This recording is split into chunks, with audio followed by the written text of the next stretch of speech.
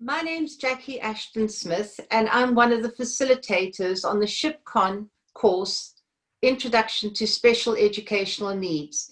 My background is I'm a qualified teacher in wilderness psychology and a doctorate in education. So, of course, this course to me is one of the most essential courses for any teacher, especially those in mainstream schools in Europe, where we have a range of children from a range of different needs in our classrooms.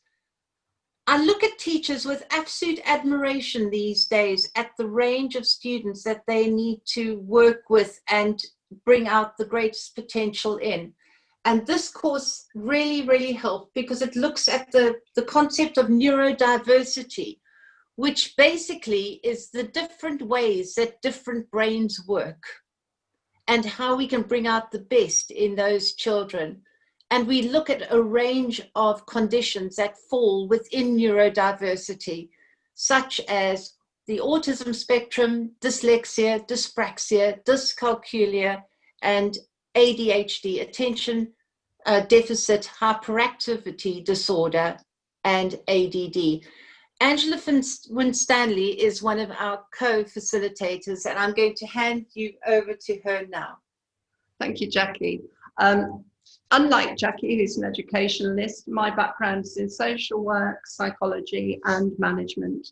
And yes, this course is really exciting for me because it gives a chance for teachers and educationalists to just get that first line experience and knowledge of these educational special needs, which in these days of inclusion is so important because there are very few classrooms that won't have some child with some special need or another. And teachers are often the first people to identify that there's a problem. So this introduction to barriers to learning is actually giving teachers an insight into the things to look for in young people, in students and children, identifying those triggers and those flags, and then what to do first off as remedial actions, and also how to refer on. Then, of course, strategies to put in place for each different area of difficulty within the classroom. So actually giving teachers a toolkit, if you like, to work with these children to get the best out of them, best out of their development. And the course is interactive. There's a lot of theory, but there's also a lot of practice, a lot of hot hits and tips for teachers. And you have the wealth of experience from Jacqui, who's from education, and the exchange of disciplines, if you like, with social work and psychology. So we've got quite a lot going on there in the mix that we can bring to the course. I'd just like to add one thing there is how important it is to understand that none of these conditions stand alone.